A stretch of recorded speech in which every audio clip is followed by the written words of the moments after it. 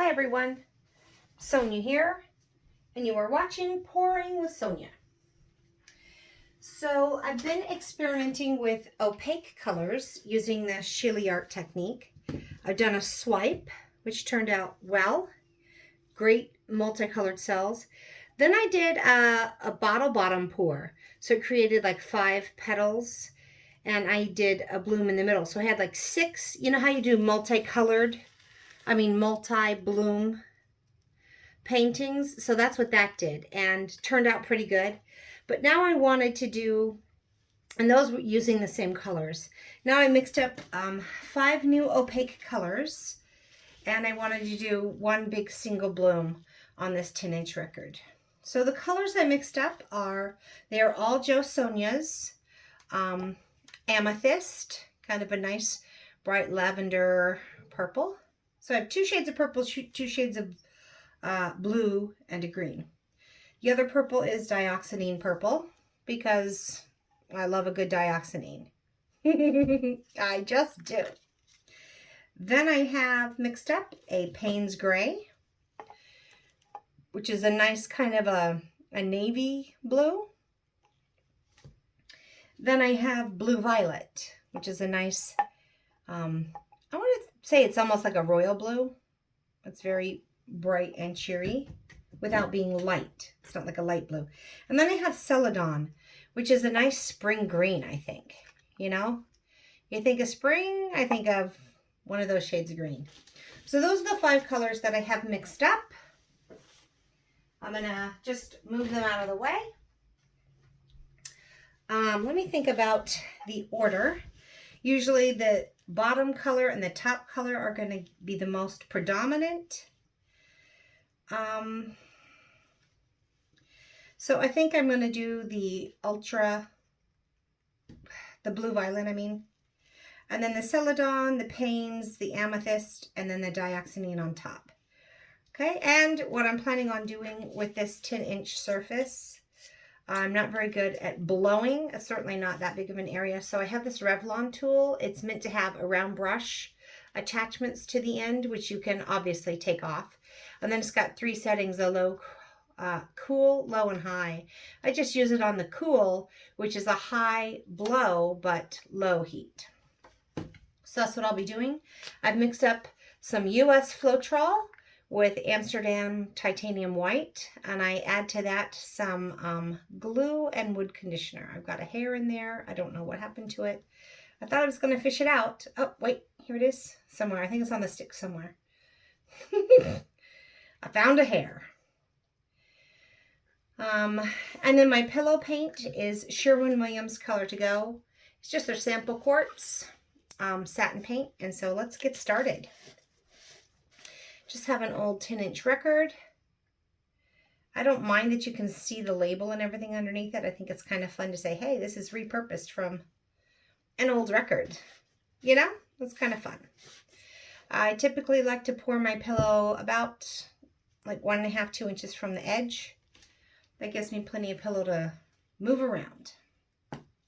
So, and if I'm going to do this, I'm going to make a pretty big amount of paint because I like to, instead of create the beautiful blooms, I like to have it cover everywhere. So that'll be my goal.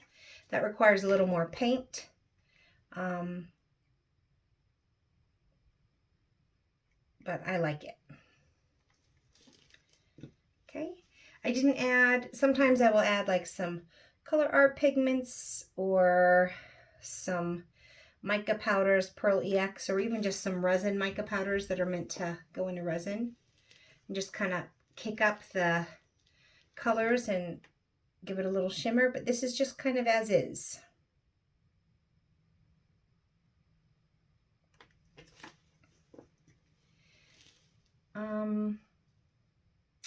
I'm afraid that green's going to get lost. I wonder if I want to do a tiny more green right there. I want just a little extra hit of green.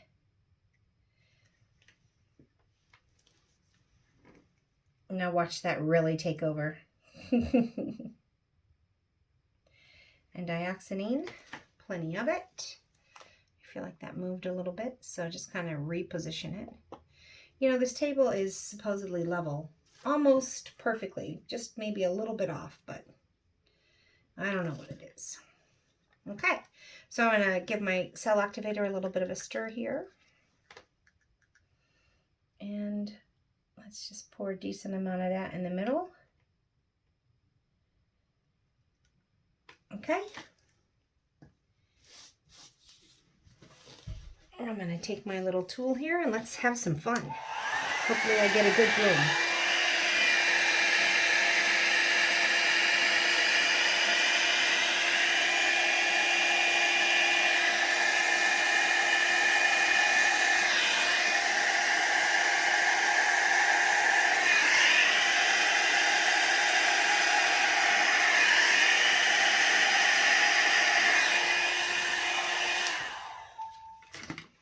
All right. And now the hard part is being patient and waiting for that to come back in. See, I don't really see any green anywhere. I get a little bit right there. So we'll see. But when you start stretching it out, everything can change when you start stretching. I feel like I should have gone back in there a little bit.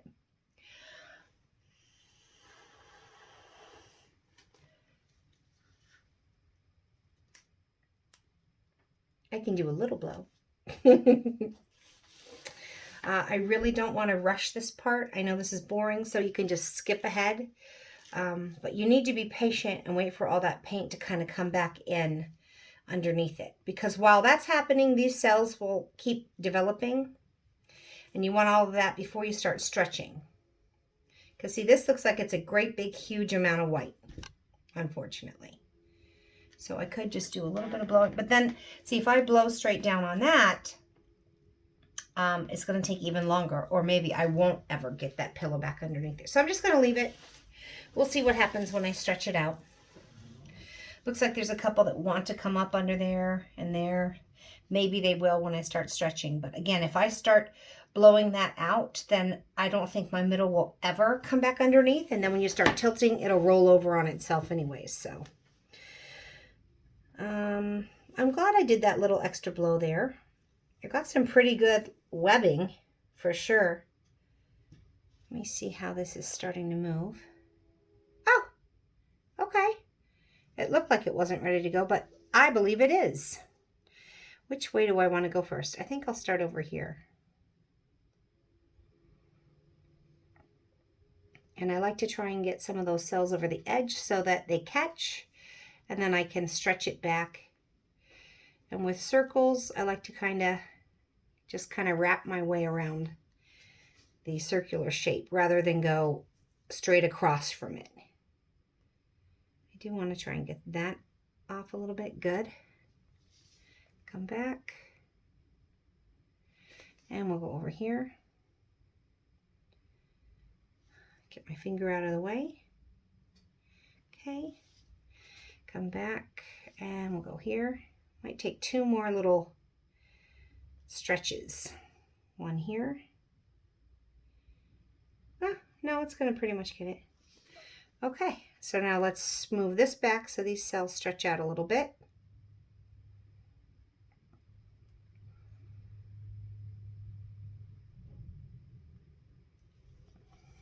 I don't think there's much I can do about that center. I could try and stretch. I think I've got enough paint where I can move some of that lighter colored stuff off.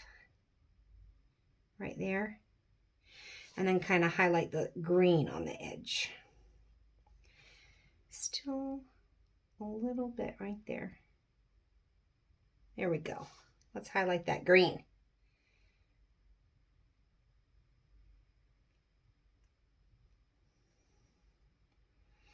And let's look and see if there's anything else I want to do. So the US Floetrol, you can get some pretty good results. You just got to play around.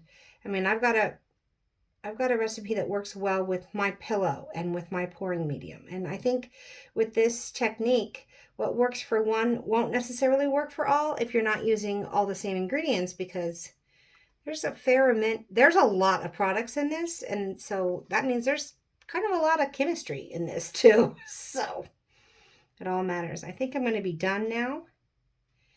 I got kind of a nice round center.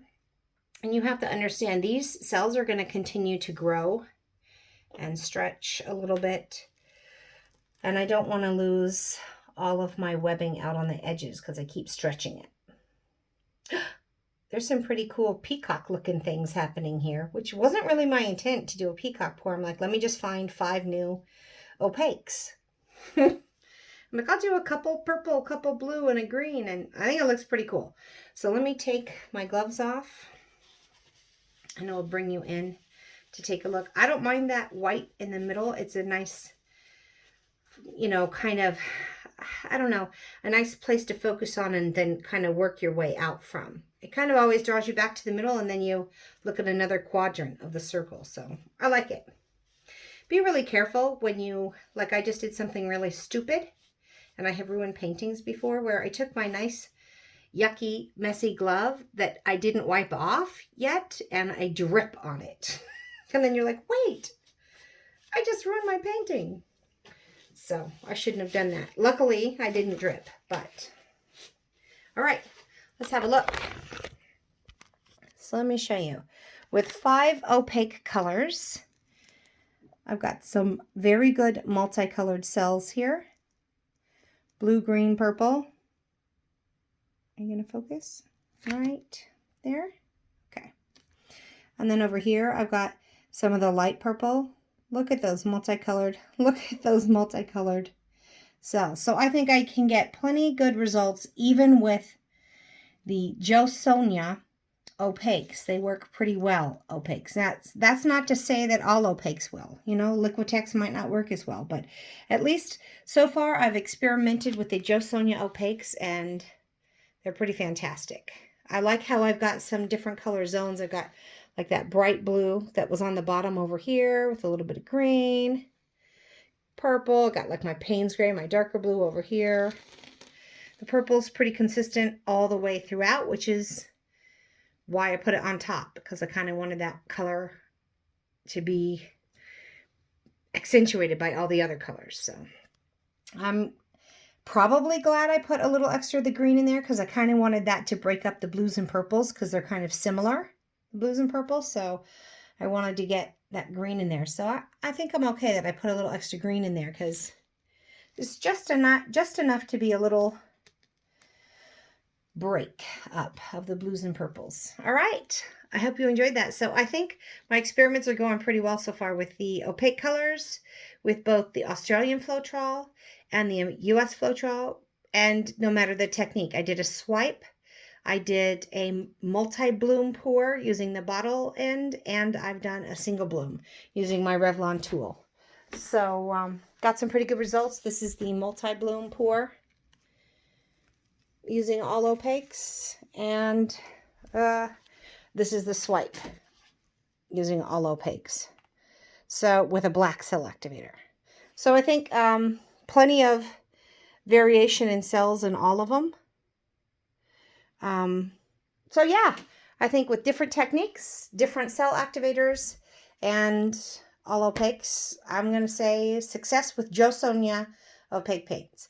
All right, I hope you've enjoyed watching this and my little experiment, and if so, please give me a thumbs up, and I hope you will subscribe to my channel because I'm always going to be experimenting and trying. You can always leave me a suggestion in comments too of a technique you'd like to see me try. It doesn't have to be Sheely art. I do lots and lots of different techniques, and or a color palette you want to see someone try. All right, until we meet again, have fun painting, everyone. Bye.